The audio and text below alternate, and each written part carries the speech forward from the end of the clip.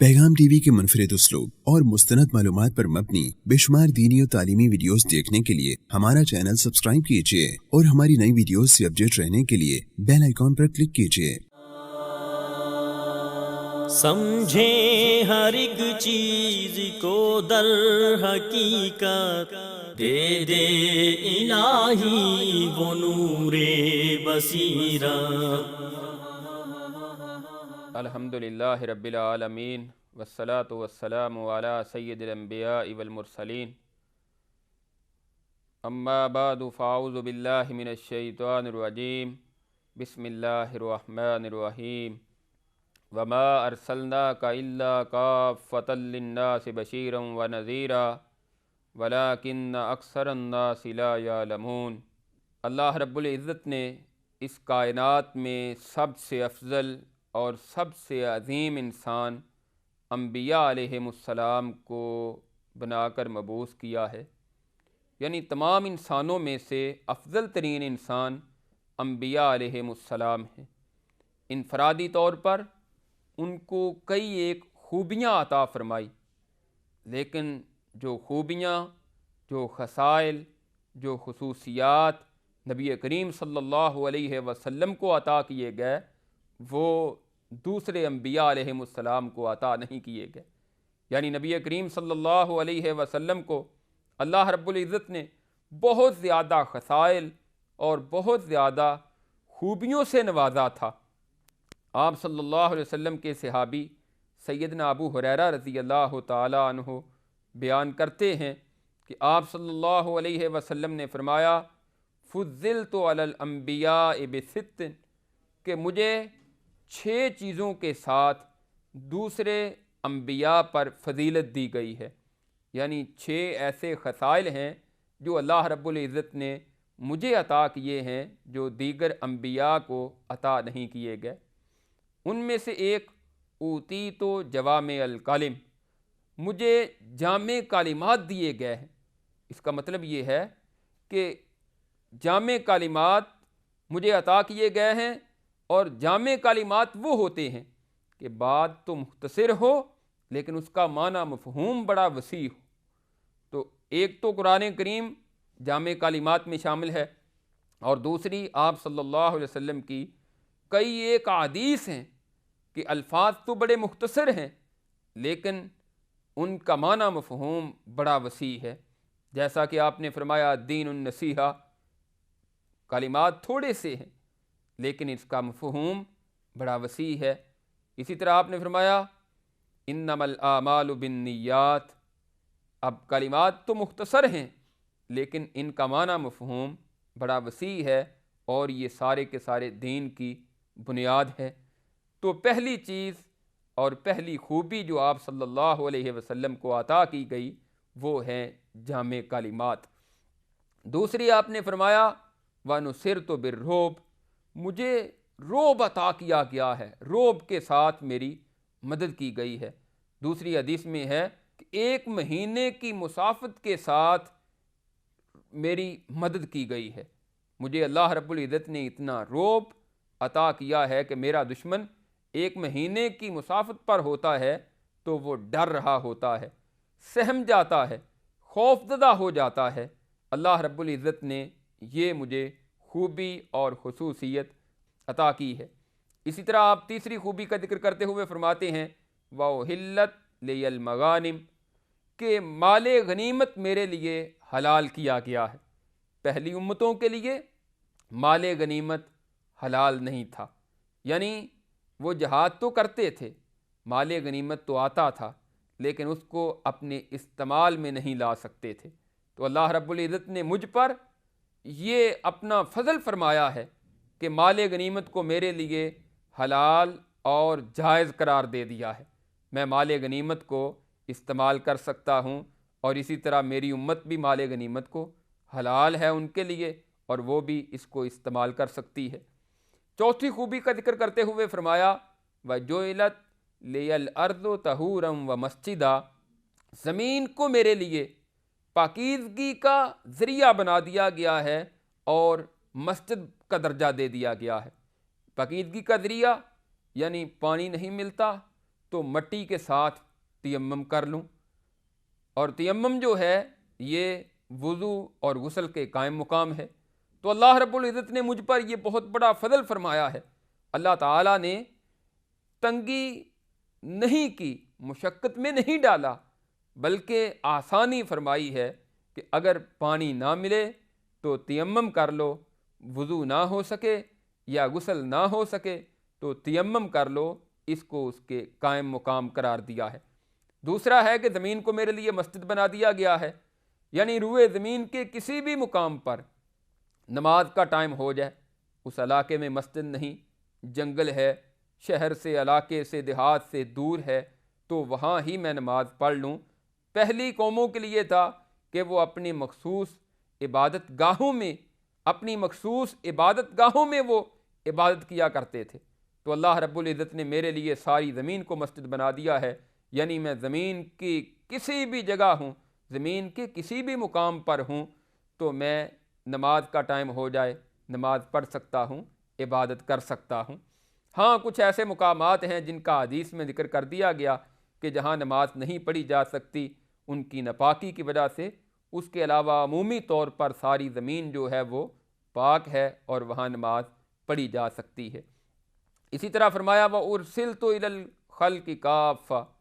کہ مجھے تمام مخلوق کی طرف نبی بنا کر بھیجا گیا ہے۔ قرآن کریم کی جو آیت ابھی میں نے پڑھی ہے، اللہ رب العزت فرماتے ہیں وَمَا أَرْسَلْنَاكَ إِلَّا كَافَّةً لِلنَّاسِ بَشِيرًا وَنَذِيرًا وَلَٰكِنَّ أَكْثَرَ النَّاسِ لَا يَعْلَمُونَ، کہ ہم نے آپ کو تمام مخلوق کے لیے، ساری کائنات کے لیے نبی بنا کر مبعوث کیا ہے، لیکن لوگوں کی اکثریت اس حقیقت کو نہیں جانتی، اس کو نہیں سمجھتی۔ پہلے جتنے انبیاء علیہم السلام آئے وہ اپنی اپنی قوم کی طرف نبی بن کر آتے تھے، جیسا کہ حضرت ہود علیہ السلام کا ذکر کرتے ہوئے فرمایا وَإِلَىٰ عَادٍ أَخَاهُمْ هُودًا، قوم عاد کی طرف حضرت ہود علیہ السلام کو نبی بنا کر بھیجا تھا۔ وَإِلَىٰ ثَمُودَ أَخَاهُمْ صَالِحًا، اور قوم سمود کی طرف حضرت صالح علیہ السلام کو نبی بنا کر بھیجا تھا۔ وَإِلَىٰ مَدْيَنَ أَخَاهُمْ شُعَيْبًا، اور مدین کی طرف حضرت شعیب علیہ السلام کو نبی بنا کر بھیجا تھا، جبکہ رسول اللہ صلی اللہ علیہ وسلم کو اللہ رب العزت نے ساری کائنات کے لیے نبی بنا کر بھیجا ہے۔ اور پہلے ایسے بھی ہوتا تھا کہ بعض اوقات ایک علاقے میں، ایک شہر میں، ایک بستی میں ایک نبی آتا، اور کبھی ایسے بھی ہوتا کہ ایک ہی بستی میں ایک وقت میں 2 نبی آ جاتے، کبھی تیسرا نبی بھی اسی علاقے میں آ جاتا تھا، جیسا کہ سورہ یاسین میں ہے۔ فرمایا وَاضْرِبْ لَهُم مَثَلًا أَصْحَابَ الْقَرْيَةِ إِذْ جَاءَهَا الْمُرْسَلُونَ، کہ ایک بستی کی مثال کہ جس میں اللہ رب العزت کی طرف سے رسول آئے تھے۔ اللہ فرماتے ہیں ہم نے اس علاقے میں 2 نبیوں کو بھیجا تھا، جب انہوں نے دونوں نبیوں کو جھٹلا دیا تو ہم نے ایک تیسرا نبی بھی اس علاقے میں بھیج دیا، یعنی ایک ہی وقت میں ایک سے زیادہ نبی بھی ایک علاقے میں آ جاتے تھے۔ نبی کریم صلی اللہ علیہ وسلم کو اللہ رب العزت نے یہ خوبی اور یہ خصوصیت عطا کی کہ آپ کو مشرق سے لے کر مغرب تک، شمال سے لے کر جنوب تک ساری کائنات کے لیے نبی بنا کر بھیجا۔ اور پھر یہ بھی خوبی ہے کہ پہلے جتنے انبیاء علیہم السلام آئے وہ کوئی 100 سال کے لیے، کوئی 500 سال کے لیے، 1000 سال کے لیے نبی بن کر آتا۔ نبی کریم صلی اللہ علیہ وسلم کو اللہ رب العزت نے یہ مقام اور مرتبہ دیا کہ آپ قیامت تک کے لیے اللہ کے نبی بن کر آئے، آپ کے بعد کوئی نبی نہیں آئے گا۔ اور فرمایا وَبُعِثْتُ إِلَىٰ كُلِّ أَحْمَرَ وَأَسْوَدَ، مجھے احمر و اسود کی طرف نبی بنا کر بھیجا ہے۔ اس سے مراد جن و انس یعنی انسانوں کی طرف بھی نبی بنا کر بھیجا ہے اور جنات کی طرف بھی نبی بنا کر بھیجا ہے، اور بھی اس کی وضاحتیں کی گئی ہیں۔ یعنی مطلب اور مقصد یہ ہے کہ ساری کائنات کے لیے اللہ رب العزت نے مجھے نبی بنا کر مبعوث فرمایا ہے، اور یہ آپ کی بہت بڑی خوبی ہے۔ اور قرآن کریم میں فرمایا قُلْ يَا أَيُّهَا النَّاسُ إِنِّي رَسُولُ اللَّهِ إِلَيْكُمْ جَمِيعًا،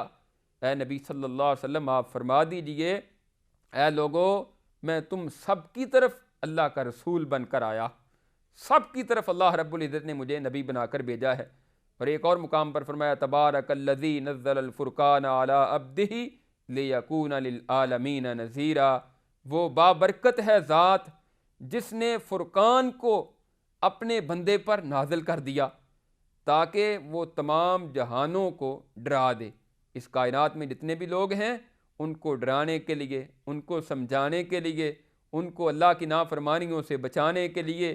شرک کے راستوں سے ہٹانے کے لیے رسول اللہ صلی اللہ علیہ وسلم کو اللہ تعالیٰ نے نبی بنا کر بھیجا، اور جنت کی خوشخبری دینے کے لیے، نیک اعمال کی طرف ترغیب دینے کے لیے رسول اللہ صلی اللہ علیہ وسلم کو اللہ تعالیٰ نے نبی بنا کر مبعوث فرمایا۔ وَخُتِمَ بِهِ النَّبِيُّونَ، اور چھٹی جو خوبی ہے فرمایا میرے ساتھ نبوت کا خاتمہ کر دیا گیا ہے، یعنی مطلب یہ ہے کہ میں آخری نبی ہوں، میرے بعد کوئی نبی نہیں آئے گا۔ قرآن کریم میں اس بات کا ذکر کیا وَمَا كَانَ مُحَمَّدٌ أَبَا أَحَدٍ مِّن رِّجَالِكُمْ وَلَٰكِن رَّسُولَ اللَّهِ وَخَاتَمَ النَّبِيِّينَ، کہ محمد صلی اللہ علیہ وسلم تمہارے مردوں میں سے کسی کے باپ نہیں ہیں، یعنی آپ کے جتنے بھی بیٹے تھے وہ بچپن میں ہی وفات پا گئے، کوئی مرد بنا ہی نہیں، اور آپ کسی کے حقیقی باپ بھی نہیں تھے، اور پھر آپ آخری نبی ہیں۔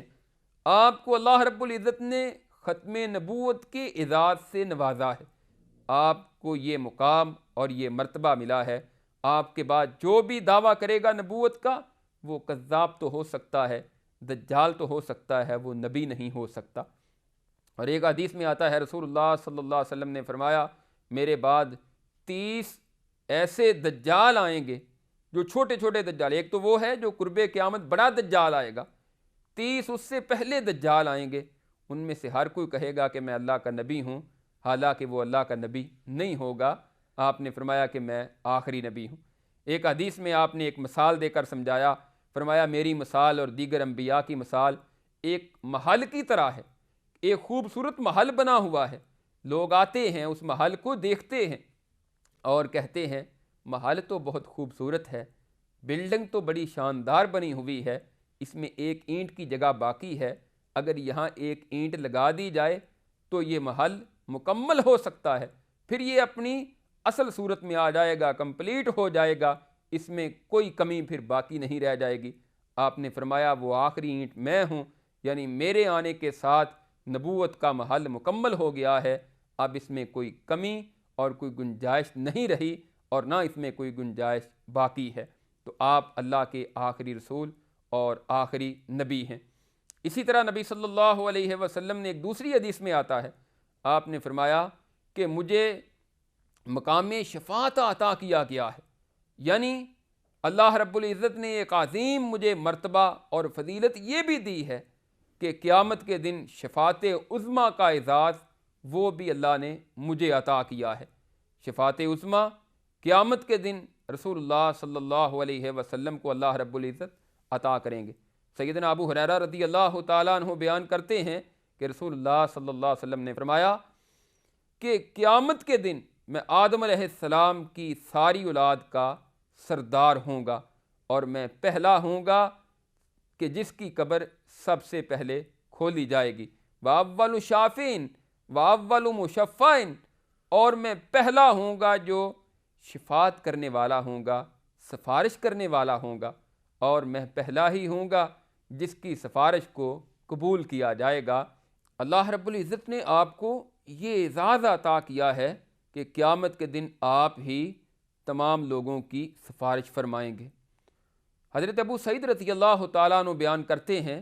کہ آپ نے فرمایا قیامت کے دن میں آدم علیہ السلام کی ساری اولاد کا سردار ہوں گا، اور میں اس بات پر فخر نہیں کر رہا بلکہ میں یہ حقیقت بیان کر رہا ہوں۔ اور پھر آپ نے فرمایا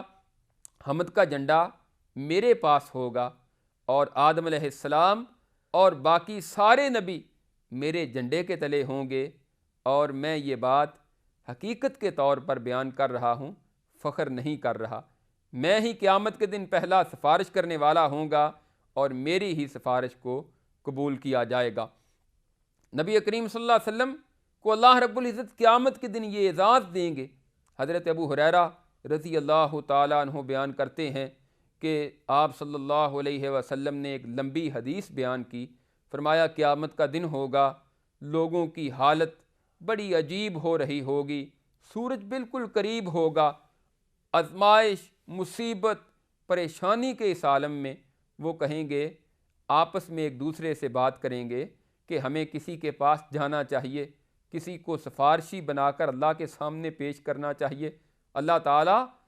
کے سامنے کوئی سفارش جائے، اللہ تعالیٰ ہمارے لیے آسانی کر دے۔ تو آپس میں بات کرتے کرتے کہیں گے چلو آدم علیہ السلام کے پاس جاتے ہیں۔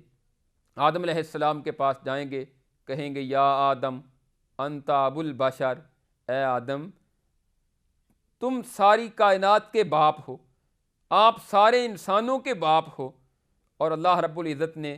آپ کو اپنے ہاتھ سے پیدا کیا ہے، اپنی طرف سے روح پھونکی ہے، اور پھر آپ کو یہ اعزاز دیا ہے کہ فرشتوں سے آپ کو سجدہ کروایا ہے۔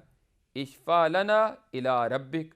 اپنے رب کے پاس ہماری سفارش تو کر دیجئے۔ حضرت آدم علیہ السلام فرمائیں گے میں آج تمہاری سفارش رب کے ہاں نہیں کر سکتا، ان ربی غضب الیوم غضبا لم یغضب قبلہ مثلہ ولن یغضب بعدہ مثلہ، آج میرا رب بڑے ہی غصے میں ہے، آج سے پہلے کبھی اس قدر غصے میں نہیں آیا، اور آج کے بعد بھی کبھی اس قدر غصے میں نہیں ہوگا۔ اگر اللہ رب العزت نے مجھ سے پوچھ لیا کہ تمہیں ایک درخت کے دانے سے، اس کے کھانے سے منع کیا تھا، تو میں اپنے رب کے سامنے کیا جواب دوں گا؟ اس لیے میں آج تمہاری سفارش نہیں کر سکتا۔ تم نوح علیہ السلام کے پاس چلے جاؤ۔ لوگ حضرت نوح علیہ السلام کے پاس جائیں گے، ان سے کہیں گے آپ اللہ کے رسول ہیں، اللہ رب العزت نے آپ کو اپنا شکر گزار بندہ بنایا ہے، آج ہمارے رب کے ہاں اشفع لنا الی ربک، ہمارے رب کے ہاں ہماری سفارش تو کر دیجئے۔ حضرت نوح علیہ السلام کہیں گے آج میرا رب بڑے ہی غصے میں ہے، آج سے پہلے کبھی اللہ رب العزت اتنے غصے میں نہیں آئے، اور نہ آج کے بعد کبھی اتنے غصے میں آئے گا، آج میں تمہاری سفارش رب کے ہاں نہیں کر سکتا۔ وہ بھی اپنا عذر بیان کر دیں گے۔ حضرت ابراہیم علیہ السلام کے پاس چلے جائیں گے، حضرت ابراہیم علیہ السلام سے بھی یہی درخواست کریں گے کہ رب کے ہاں آج ہماری سفارش کر دیں۔ حضرت ابراہیم علیہ السلام فرمائیں گے میں تمہاری سفارش نہیں کر سکتا، آپ کو اللہ نے بڑا مقام دیا، اپنے خلیل کا درجہ عطا فرمایا ہے، تو آپ رب کے ہاں ہماری سفارش کر دیں۔ ابراہیم علیہ السلام بھی وہی بات دہرا دیں گے آج میرا رب بڑے غصے میں ہے، اس سے پہلے کبھی اتنا غصہ نہیں آیا، اور اس کے بعد بھی کبھی اتنا غصہ نہیں آئے گا، میں تمہاری سفارش نہیں کر سکتا۔ وہ بھی اپنا عذر بیان کر دیں گے، اور پھر حضرت موسیٰ علیہ السلام کے پاس لوگ چلے جائیں گے، ان سے جا کر بھی یہی عرض کریں گے اشفع لنا الی ربک، اے موسیٰ علیہ السلام آپ کو اللہ رب العزت نے بڑا مقام اور مرتبہ دیا تھا، کلیم اللہ کا درجہ آپ کو ملا، اللہ رب العزت آپ سے ڈائریکٹ کلام کرتے تھے، تو آج رب کے ہاں ہماری سفارش تو کر دیں۔ حضرت موسیٰ علیہ السلام بھی معذرت کریں گے، کہیں گے تم چلے جاؤ، آج میں اپنے رب کے اس قدر غضب اور غصے میں سفارش نہیں کر سکتا، مجھ سے ایک بندہ نہ چاہتے ہوئے بھی قتل ہو گیا تھا، میں اس کا جواب کیا دوں گا؟ حضرت عیسیٰ علیہ السلام کے پاس چلے جائیں گے، تو وہ ان سے بھی کہیں گے اشفع لنا الی ربک، آج رب کے ہاں ہماری سفارش تو کر دیں۔ عیسیٰ علیہ السلام بھی معذرت کریں گے اور سفارش کرنے سے انکار کر دیں گے۔ پھر سارے لوگ کہیں گے محمد صلی اللہ علیہ وسلم کے پاس چلے جاؤ، سارے مل کر نبی کریم صلی اللہ علیہ وسلم کے پاس آئیں گے، آ کر آپ سے درخواست کریں گے کہ اللہ کے رسول صلی اللہ علیہ وسلم آپ اللہ کے ہاں ہماری سفارش کر دیجئے۔ نبی کریم صلی اللہ علیہ وسلم فرماتے ہیں پھر میں اللہ کے سامنے سجدے میں پڑ جاؤں گا اور اللہ کی اتنی زیادہ تعریف کروں گا کہ جو کلمات آج میرے ذہن میں نہیں، اللہ رب العزت وہ بھی میرے ذہن میں ڈال دیں گے، اور میں بہت زیادہ اللہ رب العزت کی تعریف کروں گا۔ پھر اللہ رب العزت فرمائیں گے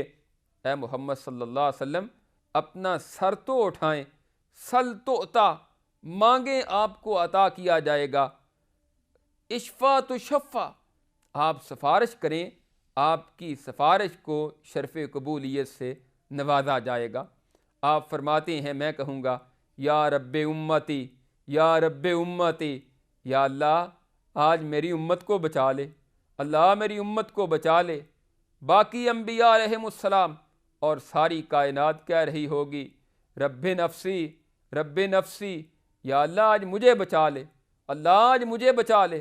تو نبی کریم صلی اللہ علیہ وسلم کہیں گے یا اللہ میری امت کو بچا لے، اللہ میری امت کو بچا لے۔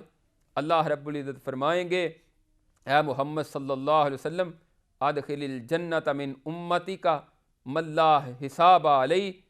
من باب الایمن من ابواب الجنہ، اپنی امت میں سے ایسے لوگ کہ جن کا حساب نہیں ہوگا ان کو جنت کے دروازوں میں سے دائیں دروازے سے جنت میں داخل کر دیجیے۔ اور ان کی تعداد کتنی ہوگی؟ ایک حدیث میں آتا ہے کہ ان کی تعداد 70,000 ہوگی، اور ایک دوسری حدیث ہے جس میں آتا ہے کہ اللہ رب العزت نے پہلے ان کی تعداد 70,000 مقرر کی، اور پھر نبی صلی اللہ علیہ وسلم کی درخواست پر اللہ رب العزت نے خصوصی شفقت فرماتے ہوئے اس بات کا اعلان کر دیا کہ 70,000 میں سے ہر ایک کے ساتھ مزید 70,000 بغیر حساب کے جنت میں جائے گا۔ تو اس طرح ایسے لوگ جو بغیر حساب کے جنت میں جائیں گے ان کی تعداد 4 ارب اور 90 کروڑ بنتی ہے۔ تو اللہ رب العزت یہ مقام اور یہ عظمت رسول اللہ صلی اللہ علیہ وسلم کو عطا فرمائیں گے کہ قیامت کے دن آپ کی سفارش سے اتنی کثیر تعداد جنت میں بغیر حساب کے داخل ہو جائے گی۔ سیدنا ابو ہریرہ رضی اللہ تعالی عنہ کہتے ہیں اللہ کے رسول صلی اللہ علیہ وسلم وہ لوگ جو بغیر حساب کے جنت میں جائیں گے، من اسعد الناس بشفاعتی کا یوم القیامہ، کون خوش نصیب ہیں کہ جو آپ کی سفارش سے جنت میں داخل ہو جائیں گے، لوگوں میں سے جو آپ کی شفاعت کے حقدار بن جائیں گے، وہ کون لوگ ہیں؟ آپ صلی اللہ علیہ وسلم فرماتے ہیں ابو ہریرہ مجھے اس بات کا یقین تھا کہ اس کے بارے میں تم ہی سوال کرو گے، کیونکہ تمہارے اندر حدیث کو حاصل کرنے کی بہت زیادہ تڑپ ہوتی ہے، تم حدیث کو حاصل کرنے کا، حدیثیں سننے کا، حدیثیں یاد رکھنے کا بہت زیادہ اشتیاق رکھتے ہو، بہت زیادہ شوق رکھتے ہو۔ تو پھر آپ نے فرمایا جو میری سفارش کے ساتھ جنت میں داخل ہوں گے وہ ہیں کہ من قال لا الہ الا اللہ من قبل نفسی۔ ایک حدیث میں آتا ہے من قال لا الہ الا اللہ خالصا من قلبہ او نفسہ، وہ لوگ جنہوں نے خلوص دل سے لا الہ الا اللہ کا اقرار کیا ہوگا، لا الہ الا اللہ کے تقاضے پورے کیے ہوں گے، اللہ رب العزت ان کو یہ مقام اور یہ عظمت عطا کر دیں گے کہ وہ میری سفارش کے ساتھ اللہ کی جنت کے حقدار بن جائیں گے۔ تو یہ رسول اللہ صلی اللہ علیہ وسلم کے خصائل ہیں، یہ وہ خصوصیات ہیں جو اللہ رب العزت نے اپنے نبی صلی اللہ علیہ وسلم کو خصوصی طور پر انعام کرتے ہوئے آپ کو عطا فرمائی، اور یہ خصوصیات، یہ فضیلتیں آپ صلی اللہ علیہ وسلم کی عظمت، آپ کے مقام اور آپ کے مرتبے پر دلالت کرنے والی ہیں۔ دعا ہے اللہ رب العزت ہمیں نبی کریم صلی اللہ علیہ وسلم کی عظمت، شان، مقام کو سمجھنے، آپ کی اطاعت فرما برداری کرنے کی توفیق عطا فرمائے، اور قیامت کے دن اللہ رب العزت ہمیں بھی ان خصوصی لوگوں میں شامل فرمائے کہ جو بغیر حساب کے اللہ کی جنت کے حقدار بن جائیں۔ آخر دعوانا ان الحمدللہ رب العالمین۔